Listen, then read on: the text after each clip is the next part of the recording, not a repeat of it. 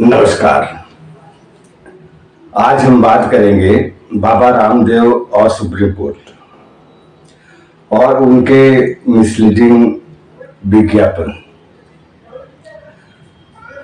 तो सबसे पहले शुरू करते हैं कि ऑनरेबल सुप्रीम कोर्ट ने इंडियन मेडिकल एसोसिएशन के याचिका पे सुनवाई करते हुए आदेश किया और उनसे जवाब मांगा है, जुर्माने की बात कही है, लेकिन ऑनरेबल सुप्रीम कोर्ट वाई डिवीजन से नहीं देख रहा है, क्योंकि बाबा रामदेव ही क्यों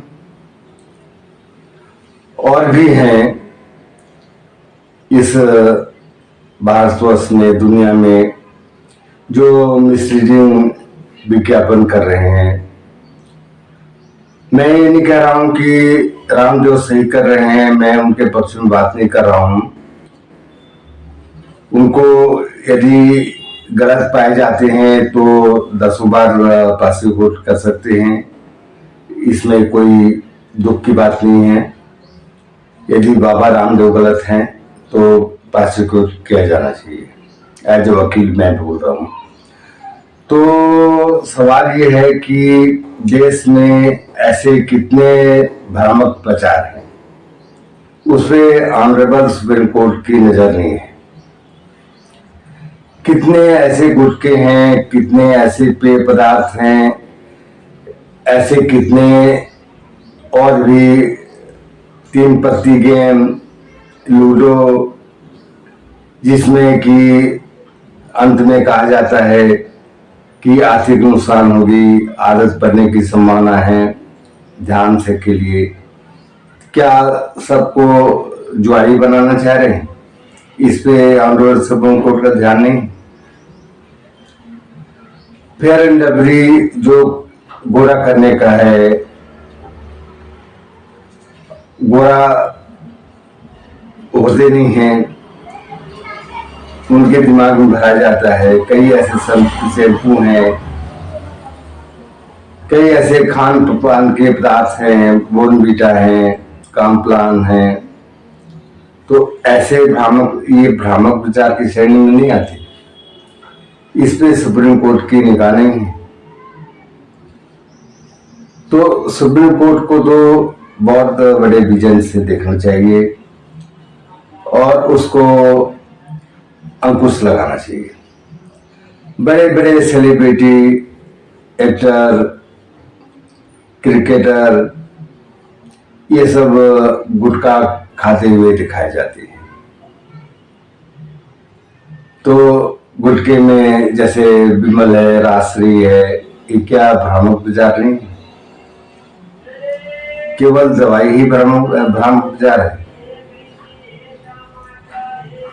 हमारे हिंदू समाज में, हिंदू संस्कृति में ऐसी परंपरा रही है कि आज से 100 साल पहले आयुर्वेद पे ही सारी चिकित्सा होती थी और लोग विश्वास से मानते थे, करते थे, ठीक होते थे। उसमें खान पान का बहुत ज्यादा परहेज रहता था, दिनचर्या पे बात होती थी, व्यायाम पे बात होती थी। आज वो कुछ नहीं है। लोगों को पेय पदार्थ पीते हुए दिखाया जाता है, हाउस राइडिंग कराया जाता है, एक समुद्र से दूसरे समुद्र तक लांघते दिखाया जाता है। कोई सामान्य आदमी कहे तो मर जाएगा। तो ऐसे पे ऑनरेबल सुप्रीम कोर्ट की निगाह नहीं। हमारी भारतीय संस्कृति में ऐसे भी उपचार हैं जो परमानेंट क्योर कर सकते हैं और ठीक हो जाते हैं, हुए हैं और हो रहे हैं। ये कहना बिल्कुल गलत है कि मेडिकल साइंस ही सर्वोपरि है। आज आप देखें मेडिकल साइंस में जाएंगे तो कई ऐसे हॉस्पिटल हैं जो लाश को नहीं छोड़ते, ले जाने नहीं देते, पैसा भुगतान करो, उल्टी सीधी सर्जरी करते हैं, पेस मेकर लगा देते हैं झूठा, नकली पेस मेकर, उस पर ध्यान नहीं है। तो कहने का मतलब है कि honourable supreme court Baba Ramdev को तो कर ही रही है और वो करे, प्रोसिक्यूट करे, लेकिन इन बातों को भी ध्यान रखना चाहिए। जो हमारे समाज में गंदगी फैली हुई है उस गंदगी को भी दूर करना चाहिए। केवल एक बात को लेके कि बाबा रामदेव ने झूठा प्रचार किया, ऐसा किया, वैसा किया, तो उनके ऊपर प्रोसिक्यूट होना चाहिए, नहीं, सबके ऊपर होना चाहिए। यदि प्रोसिक्यूट करना है तो सभी को करना चाहिए। मैं रामदेव की फेवर की बात नहीं कर रहा हूँ, ना मैं उनका कोई दवाई इस्तेमाल करता, लेकिन मैं ये कहना चाहता हूँ कि सेक्शन 4 जो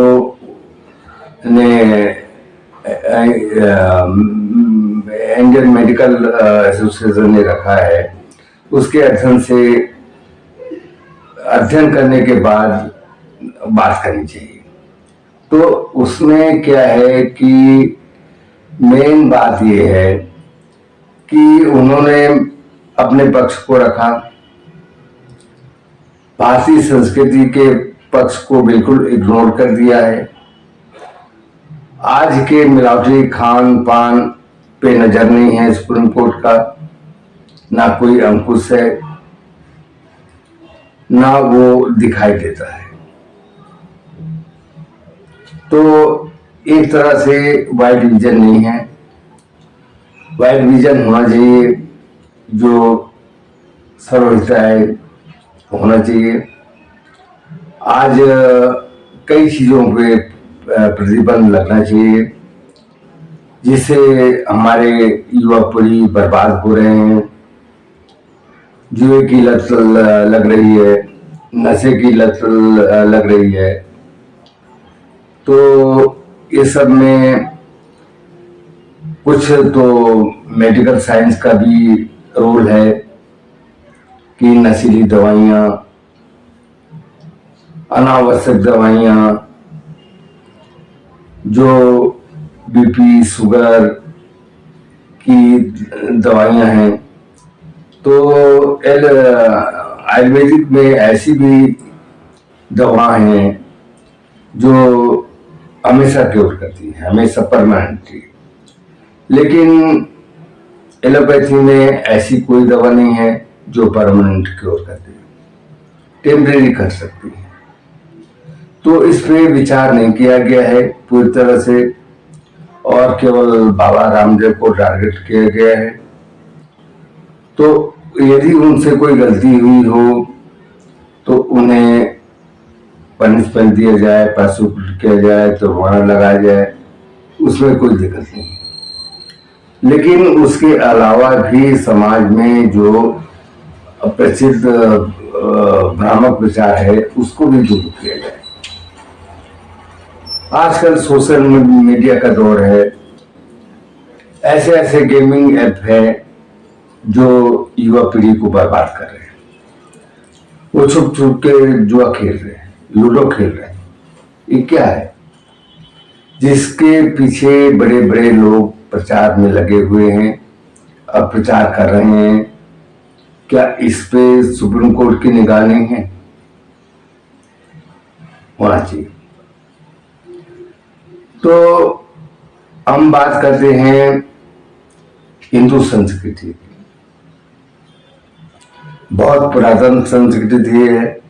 इंडियन मेडिकल एसोसिएशन तो आज आया है, आज बना है, लेकिन हम 100-200 साल पहले की बात करें, योग विद्या की बात करें, पतंजलि की बात करें, धन्वंतरि की बात करें, तो उस जमाने में कैसे होता था? योग से सब ठीक हो जाते थे, दिनचर्या से ठीक हो जाते थे, खान पान रहन सहन से ठीक हो जाते थे। बीमारी आती ही नहीं थी। सारी बीमारी मन के दूषित होने से।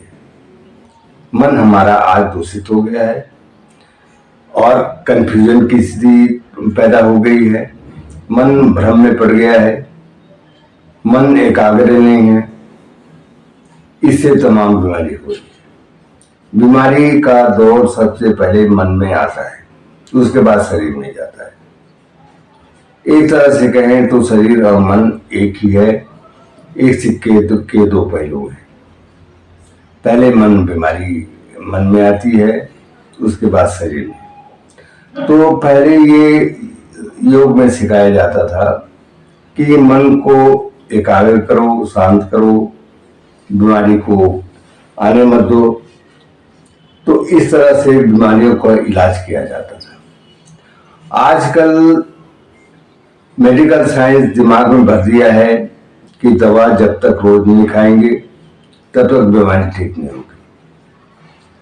एक तरह से मानसिक बीमारी पैदा करती है और मैं इस बात को नहीं मानता और लोगों को मानना भी नहीं चाहिए।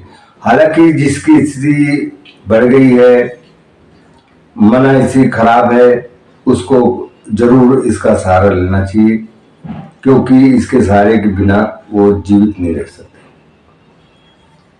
तो मैं कहूँगा कि इसके दो तरह के इलाज हो सकते हैं। एक तो भारतीय संस्कृति के अपनाने से और दूसरा मेडिकल साइंस के नीति अपनाने से। मेडिकल साइंस में क्या है कि मन पूरी तरह भ्रमित है कि हम जब तक दवाई नहीं खाएंगे तब तक हम ठीक नहीं हो सकते। लेकिन हमारी संस्कृति क्या कहती है, भारतीय संस्कृति, कि दवाओं की जरूरत ही नहीं। क्या पशु पक्षियों का अस्पताल है? कहीं देखा है आपने? नहीं, पशु पक्षियों का अस्पताल नहीं। शरीर को दवाई की जरूरत है ही नहीं। लेकिन वर्तमान स्थिति ऐसी है, खान पान ऐसे हैं, रहन सहन ऐसे हैं, विचार ऐसे हैं और मानसिक स्थिति ऐसी है कि हम बीमार हैं। शुद्ध खान पान नहीं है, शुद्ध विचार नहीं है, शुद्ध रहन सहन नहीं है, शुद्ध मन नहीं, इसलिए हम बीमार हैं। यदि मन को शुद्ध कर दिया जाए, साफ कर दिया जाए, तो कोई बीमारी नहीं। ये सब भ्रम है। तो इस बारे में भी सोचना चाहिए। हमको कभी ये नहीं समझना चाहिए कि एन वक्त पे मेडिकल साइंस बेकार है, वो काम नहीं आ सकता। एन वक्त पे मेडिकल साइंस की भी जरूरत पड़ती है, हमारे प्राचीन पद्धति की भी जरूरत पड़ती है। सब एक दूसरे के पूरक है। लेकिन इसका ये मतलब नहीं कि मेडिकल साइंस ही जरूरत पड़ी है। यदि हम योग का जीवन जिए, योग को अपनाएं, खान पान को अपनाएं, अपनी दिनचर्या को अपनाएं, अपने मानसिक विचार को अपनाएं, मानसिक स्थिति की देखभाल करें, तो ऐसा नहीं लगता कि हम बीमार होंगे और हमें दवा की जरूरत पड़ेगी। दवा की जरूरत है ही नहीं। बस इतनी है कि अपनी दिनचर्या, हमारी भारतीय संस्कृति, योग, व्यायाम, ये सब का अपनाना जरूरी है। लेकिन आज एक पक्षी ढंग से देखा जा रहा है। Medical science science science science science, तो साइंस के पीछे हमारा दिमाग चला गया है। साइंस है अपनी जगह पे, साइंस की बहुत बड़ी भूमिका है। आज हम चंद्रमा पे पहुंच चुके हैं, तो साइंस अपनी जगह पे ठीक है समय बदलते हुए। लेकिन प्राचीन पद्धति भी हमारी एक अलग पहचान रखती है, उसकी भी आवश्यकता है और इसकी भी आवश्यकता है, दोनों की आवश्यकता है। लेकिन ये नहीं कहा जा सकता कि एक ही पद्धति से हम ठीक रह सकते हैं। केवल मेडिकल साइंस ही हमें जीवन दे सकता है, ऐसा नहीं।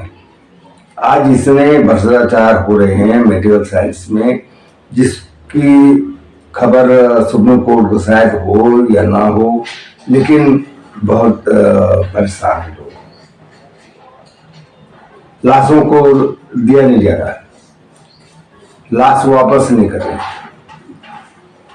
तो इस संबंध में भी ऑनरेबल सुप्रीम कोर्ट को देखना चाहिए, बहुत वाइड विजन में देखना चाहिए।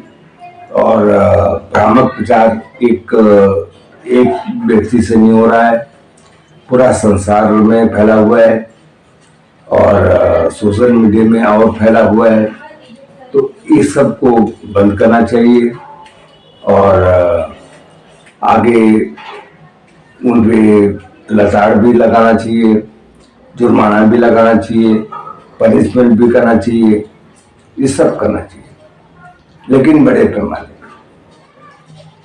किसी एक के ऊपर लांछन लग गया, एक को लेके टारगेट कर दिया, ऐसा नहीं, ऐसा गलत है। आपका इस संबंध में क्या विचार है, कमेंट करें। धन्यवाद।